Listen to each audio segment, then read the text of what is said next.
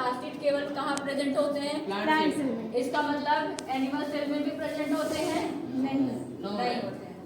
There are two types of plastid, दो तरह के प्लास्टिड होते हैं, एक होता है क्रोमोप्लास्ट और एक होता है ल्यूकोप्लास्ट। ल्यूकोप्लास्ट। क्रोमो मतलब कलर और ल्यूको मतलब कलरलेस। यानी क्रोमोप्लास्ट कैसे होंगे? कलरफुल प्लास्टिक होंगे, प्लास्टिड होंगे, और जो कि ल्यूकोप्लास्ट कलरलेस होंगे या वाइट कलर कह सकते हैं। जैसे आप लोगों ने देखा होगा टमाटर कैसा होता है? Red colour. रेड भी होता है और ग्रीन भी होता है। तो कौन सा, उसमें कौन सा प्लास्टिड है? क्रोमोप्लास्ट।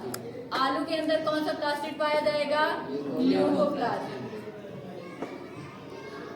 उसके बाद क्या है? Chromoplast containing the pigments of chlorophylls are known as chloroplast. अगर क्रोमोप्लास्ट के अंदर क्लोरोफिल पिगमेंट है यानी ग्रीन कलर का पिगमेंट प्रेजेंट है तो उसे हम क्या कहेंगे?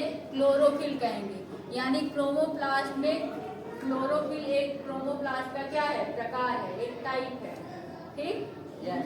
Chloroplast are important for the photosynthesis in plant. हमें पता है कि क्लोरोप्लास्ट यानी जिसमें क्लोरोफिल है वो जरूरी होता है किस लिए? किस लिए जरूरी होता है? फोटोसिंथेसिस करने के लिए। What is photosynthesis? The process of making food from inorganic material to, हो गया, पढ़ चुके थे, बहुत पढ़ लिए, एकदम ब्रिलियंट हो गया वो।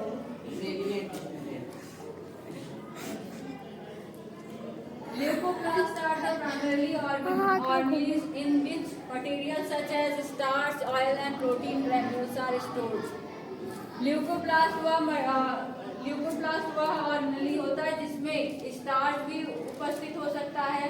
मतलब स्टार्च होगा तो अमाइलोप्लास्ट, ऑयल एलियोप्लास्ट और प्रोटीन ग्रेन्यूल्स एल्यूरोप्लास्ट।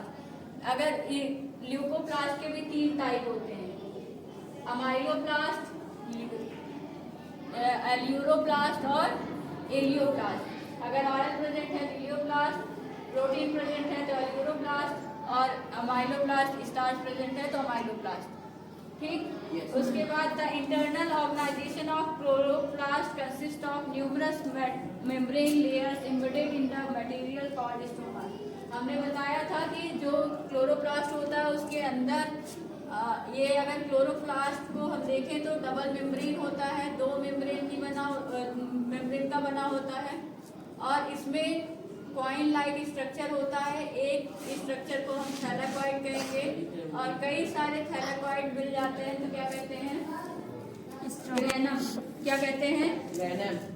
ऐसे इसमें कई सारे क्या पाए जाते हैं? ग्रेनम पाए जाते हैं और एक ग्रेनम दूसरे ग्रेनम से स्ट्रोमल लैमेली द्वारा जुड़े रहते हैं। ये सब बता चुके हैं। हाँ, और इसके अंदर का जो मटेरियल है, जैसे सेल के अंदर जो पाया जाता है उसे क्या कहते हैं? साइटोप्लाज्म। सेल के अंदर जो फ्लूइड पाया जाता है उसे क्या कहते हैं? वैसे ही क्लोरोफिल के अंदर यानी प्लास्टिक के अंदर जो मटेरियल पाया जाता है उसे क्या कहते हैं? दिमागदार इंसान स्ट्रोमा कहते हैं। क्या कहते हैं? स्ट्रोमा। अभी पढ़े हो तभी नहीं समझ।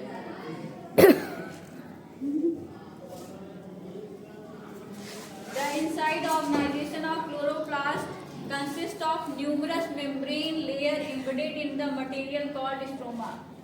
कह रहा है कि जो क्लोरोप्लास्ट के अंदर कई सारे मेम्ब्रेन वाले स्ट्रक्चर होते हैं वो स्ट्रोमा के अंदर क्या होते हैं? एम्बेडेड होते हैं यानी फंसे होते हैं।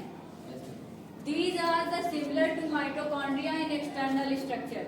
ये बाहर से जैसे माइटोकॉन्ड्रिया दिखाई देता है वैसे ही क्लोरोप्लास्ट भी बाहर से वैसे ही दिखाई देते हैं। माइटोकॉन्ड्रिया भी बाहर से तो कंटिन्यूअस ही दिखाई देता है। हम अंदर का आर्टिकल नहीं देखेंगे तो क्लोरोफिल और माइटोकॉन्ड्रिया सेम दिखाई देंगे।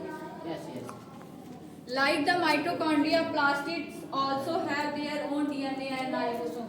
जैसे माइटोकॉन्ड्रिया के पास अपना डीएनए और अपना राइबोसोम होता है वैसे ही प्लास्टिड के अंदर भी अपना डीएनए और अपना राइबोसोम होता है। इसका मतलब क्या है? ये अपना प्रोटीन खुद बना सकता है। ठीक? समझ में आया?